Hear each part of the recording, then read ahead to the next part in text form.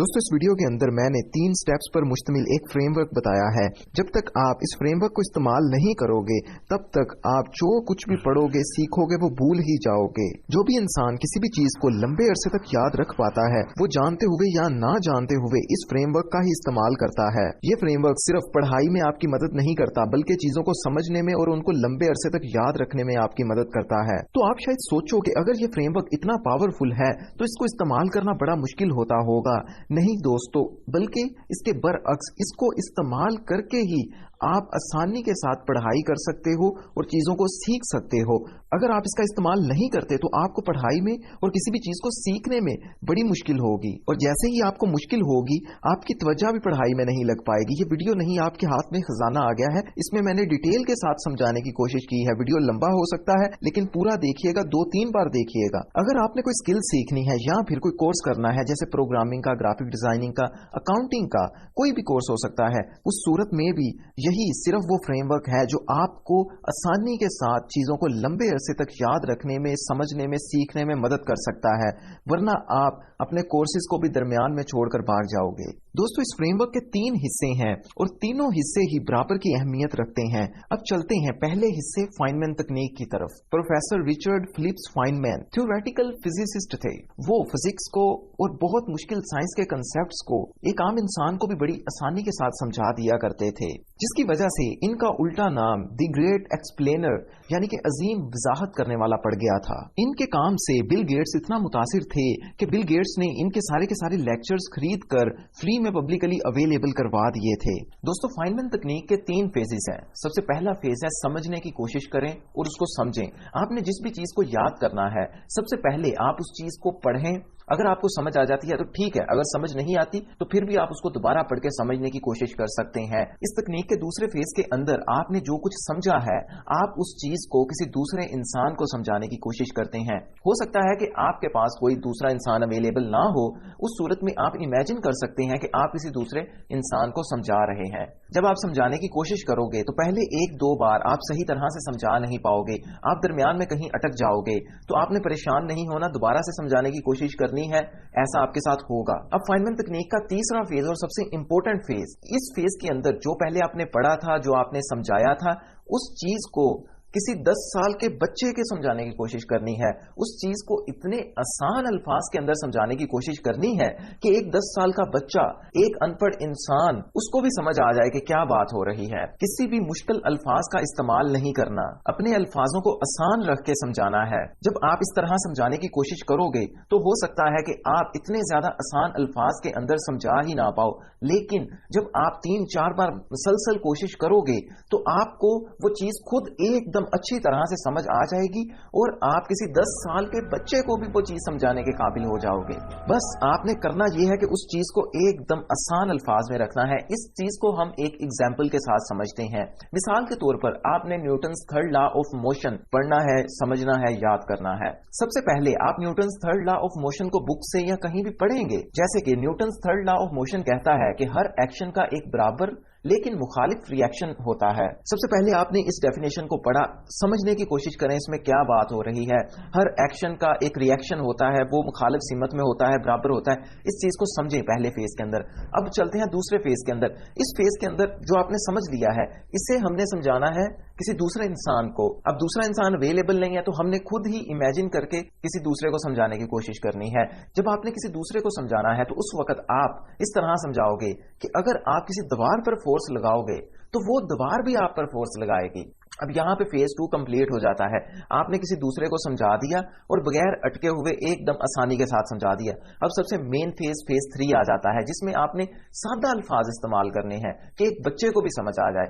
इसमें आप कैसे समझाओगे? अगर आप दीवार पर मुक्का मारोगे तो दीवार भी उतनी जोर से आपको मुक्का मारेगी। अब ये चीज एक बच्चे को भी समझ आ जाएगी, ये चीज एक अनपढ़ को भी समझ आ जाएगी, सबको समझ आ जाएगी, लेकिन इन सबसे हटके ये चीज अब मुकम्मल तौर पर आपको समझ आ जाएगी। दोस्तों, अब हम चलते हैं अपने फ्रेमवर्क के दूसरे स्टेप की तरफ, फ्लैश कार्ड्स। दोस्तों, साइंटिस्ट ने बहुत सारी रिसर्चेस की हैं जिसमें पाया गया है कि सबसे ज्यादा एफिशिएंट तरीके से अगर हम किसी चीज को याद कर सकते हैं या लंबे अरसे तक याद रख सकते हैं तो वो चीज है फ्लैश कार्ड्स। आप शायद पूछो कि फ्लैश कार्ड क्या होता है। दोस्तों, ये एक पेपर का टुकड़ा ही होता है। इसकी एक साइड पर हमने क्वेश्चन लिखा होता है और इसकी दूसरी साइड पर हमने आंसर लिखा होता है। दोस्तों, देखने में ये कोई खास चीज नहीं लगती, लेकिन जब हम इसका इस्तेमाल करते हैं तो फिर हमें चीजें बहुत अच्छी तरह से याद होती हैं। आपने करना ये होता है कि जो भी आपने समझा है उसके अंदर जितने भी क्वेश्चन आंसर्स बन पाते हैं उनके क्वेश्चन आंसर्स के फ्लैश कार्ड बना लेने होते हैं। बाद में आपने किसी एक रैंडम फ्लैश कार्ड को उठाना होता है, उस पे लिखा हुआ क्वेश्चन पढ़ना होता है और उसका जवाब देने की कोशिश करना होती है। जब आप जवाब दे चुके हों उसके बाद में आपने उसको उल्टाकर जो जवाब उस फ्लैश कार्ड के पीछे लिखा है उसको पढ़ना है और जो आपने जवाब दिया था और जो पीछे लिखा है इन दोनों को मैच करके देखना होता है। अब आप पूछोगे कि इसमें खास बात कौन सी है। दोस्तों, फ्लैश कार्ड्स के अंदर खास बात जो है वो मैं इस फ्रेमवर्क के तीसरे स्टेप के अंदर बताऊंगा। बस आप ये समझ लें कि आपने इस तरह से फ्लैश कार्ड्स बनाने हैं। लेकिन पर्सनली दोस्तों, मैं खुद फ्लैश कार्ड्स नहीं बनाता क्योंकि इनको संभालना बड़ा मुश्किल हो जाता है, पेपरों को काटना पड़ता है और बाद में बाज़ औक़ात जो हमारे कार्ड्स होते हैं वो गुम हो जाते हैं या फिर मैथ के कार्ड्स और फिजिक्स के कार्ड्स मिक्स हो जाते हैं, मसला होता है। बल्कि मैं जो सिंपल काम करता हूं, जिस तरह से हम रजिस्टर पर ऊपर क्वेश्चन और नीचे आंसर्स लिखते हैं, मैं उसी तरह से लिखता रहता हूं। और जब मैंने फ्लैश कार्ड्स को पढ़ना होता है तो मैं एक पेपर का टुकड़ा लेके जवाब के ऊपर रख देता हूं, सवाल को पढ़ता हूं और फिर उसका जवाब दे देता हूं। यानी कि फ्लैश कार्ड्स का काम खत्म करके पेपर के ऊपर ही सारा कुछ लिख देता हूं। अब आपने फाइनल तकनीक लगाकर जो चीज समझी है उसके सवालात बना लेने हैं। जैसे कि आपका सवाल हो सकता है कि जब आप दीवार पर मुक्का मारते हो तो दर्द क्यों होता है। ऊपर आप ये सवाल लिखोगे, इसके नीचे अब आपने इसका जवाब लिखना है। जब आप दीवार पर मुक्का मारते हो तो दीवार भी उतनी ही जोर से आपको मुक्का मारती है। इसी तरह से इसके अंदर और भी जितने क्वेश्चंस हैं उनको निकाल लेना है। जैसे किसी एक्शन के बाद क्या होता है, इसी तरह से हम इसका जवाब लिख देंगे। एक्शन के बाद रिएक्शन होता है, लेकिन रिएक्शन मुखालिफ सिमत में होता है। इस तरह से दोस्तों हमने क्वेश्चन आंसर्स बना के लिख देने हैं। ये क्वेश्चन आंसर आपने सिर्फ एक बार बनाने हैं अपनी जिंदगी में। बाद में इन क्वेश्चन आंसर्स से आपने रिवीजन करनी है। जब भी आपको भूलेगा तो आप इन क्वेश्चन आंसर से अपनी रिवीजन कर पाएंगे। इस चीज का आपने बिल्कुल खास ख्याल रखना है कि क्वेश्चन जो है वो बहुत बड़े ना हो। जैसे कि फिजिक्स के दूसरे चैप्टर में हमने क्या सीखा, ये एक ऐसा क्वेश्चन है जो आपको अपने फ्लैश कार्ड्स पर नहीं लिखना चाहिए क्योंकि उसके अंदर बहुत सारी चीजें हैं जो आपने सीखी हैं, बल्कि आपने उन चीजों का लिखना है कि फलां चीज क्या है, फलां चीज क्या है। और अपने सवालात को बहुत छोटा भी नहीं कर देना, बल्कि दरमियाने साइज के सवालात रखने हैं जिनका जवाब एक पैराग्राफ के अंदर या एक लाइन के अंदर दिया जा सकता हो। दोस्तों, फ्लैश कार्ड्स बनाने के बाद हम चलते हैं अपने फ्रेमवर्क के तीसरे स्टेप की तरफ, active recall and spaced repetition. दोस्तों, डॉक्टर डनलोस्की और जेफ कार्पिके ने 2 ग्रुप्स पर रिसर्च की थी। उन्होंने 2 ग्रुप्स को लिया, एक ग्रुप का नाम ग्रुप ए और एक का नाम ग्रुप बी था। ग्रुप ए को कहा गया कि तुमने 3 घंटे पढ़ना है और ग्रुप बी ने भी 3 घंटे पढ़ना था, लेकिन इन दोनों ने अलग अलग मेथड्स से पढ़ना था। ग्रुप ए को कहा गया कि आप एक चीज को बार बार पढ़ो और उसको याद करने की कोशिश करो। दूसरी तरफ ग्रुप बी को कहा गया कि तुम चीजों को सिर्फ एक बार पढ़ो और उसके बाद में जो पढ़ा है उसका अपने आप को जवाब दो, अपने आप का खुद टेस्ट लो। सिर्फ एक बार पढ़ना है, बाद में खुद को खुद का टेस्ट देना है। दोस्तों, दोनों ग्रुप्स के पास 3-3 घंटे थे पढ़ाई करने के लिए। जब इन दोनों का रिजल्ट आया तो ग्रुप बी ने, जिन्होंने एक बार पढ़ के बाद में अपने आप को टेस्ट देना था, उनकी परफॉर्मेंस 60% से ज्यादा अच्छी थी और जो सिर्फ बार बार पढ़ के याद कर रहे थे उनको बहुत कम चीजें याद हुई थी। दोस्तों, सिर्फ यही नहीं बल्कि जब एक हफ्ते के बाद इन दोनों ग्रुप्स का दोबारा से टेस्ट लिया गया तो ग्रुप ए जो था, जिन्होंने बार बार पढ़ के चीजों को याद करना था, वो तकरीबन 90% चीजों को भूल चुका था, उसको पता ही नहीं था उसने क्या पढ़ा था। लेकिन जो ग्रुप बी था, जिसने चीजों को एक बार पढ़ा था और उसके बाद में बार बार अपना टेस्ट लिया था, उस ग्रुप को 70% चीजें याद थी। दोस्तों, यही नहीं, इसके बाद भी इन दोनों ग्रुप्स का एक और टेस्ट लिया गया। इसमें पता चलाया गया कि किस ग्रुप को चीजें ज्यादा अच्छे तरह से अंडरस्टैंड हुई हैं। तो तब भी बी ग्रुप की, अपने आप को टेस्ट देने वाले ग्रुप की अंडरस्टैंडिंग ग्रुप ए की निस्बत बहुत ज्यादा थी। इसीलिए दोस्तों, आपने चीजों को सिर्फ एक बार पढ़ना है और उसके बाद में अपने आप का खुद ही टेस्ट लेना है, अपने आप से पूछना है कि मैंने क्या पढ़ा है। और दोस्तों, इसी वजह से आपने फ्लैश कार्ड्स को इस्तेमाल करना है। फ्लैश कार्ड्स पर आपने क्वेश्चन एक बार लिख दिया, उसका जवाब एक बार लिख दिया। अब उसके बाद में आपने उस क्वेश्चन को देखना है और अपने आप का टेस्ट लेना है कि मैंने इसका जवाब क्या लिखा था। अब जब आप 2-3 बार अपना टेस्ट ले लोगे तो आपको वो चीज एकदम अच्छी तरह से याद हो जाएगी और ऐसी होगी कि वो भूलेगी कभी नहीं। लेकिन उसके बावजूद भी उस चीज का कुछ पार्ट आपको भूल जाएगा। ये सभी इंसानों के साथ होता है, भूलना हमारी फितरत है।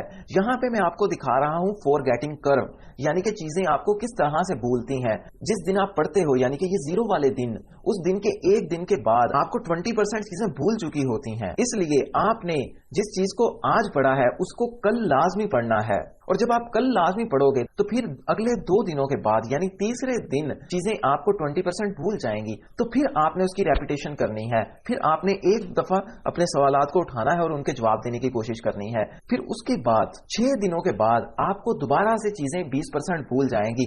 अब छठे दिन दोबारा से आपने इनकी प्रैक्टिस कर लेनी है। ये जो प्रैक्टिस है ये फिर आपके कई महीनों तक चलेगी, कई आने वाले महीने आपको वो चीज बिल्कुल नहीं भूलेगी, लेकिन तब भी कुछ परसेंटेज आपको भूल जाएगी। उसका यही हल होगा कि जो आपने क्वेश्चन आंसर्स लिखे हैं सिर्फ उनके क्वेश्चंस देख के जवाब देने की कोशिश करें। जिस दिन आपका पेपर होगा तो आपने बुक नहीं पढ़नी, बल्कि यही क्वेश्चन आंसर्स आपने देखने और इनका जवाब देने की कोशिश करनी। आपकी रिवीजन मुकम्मल तौर पर 100% हो जाएगी, 100% चीजें आपके जहन में रह जाएंगी। इस चीज को एकदम याद रखिएगा कि आपने 1 दिन के बाद जो पढ़ा है उसका दोबारा से टेस्ट लेना है, 3 दिन के बाद दोबारा से टेस्ट लेना है और 6 दिन के बाद दोबारा से टेस्ट लेना है। इस टेस्ट लेने के बाद चीजें आपको लंबे अरसे तक याद तो हो चुकी हैं, और ये टेस्ट लेना मुश्किल नहीं है। आपको लग रहा होगा मुझे पता नहीं कितनी देर टेस्ट लेना पड़ेगा, 10 मिनट का काम होगा ये सिर्फ, क्योंकि क्वेश्चन लिखे होंगे, आंसर्स आपने देने और एक बार पढ़ने हैं। अगर कोई भी इंसान इस वीडियो के ये फार्मूले इस्तेमाल नहीं करता तो वो चीजों को कैसे लंबे अरसे तक याद रखेगा? ये साइंटिफिकली प्रूवन चीजें हैं। इस वीडियो को पीछे ले जाएं, दोबारा से शुरू करके देखें,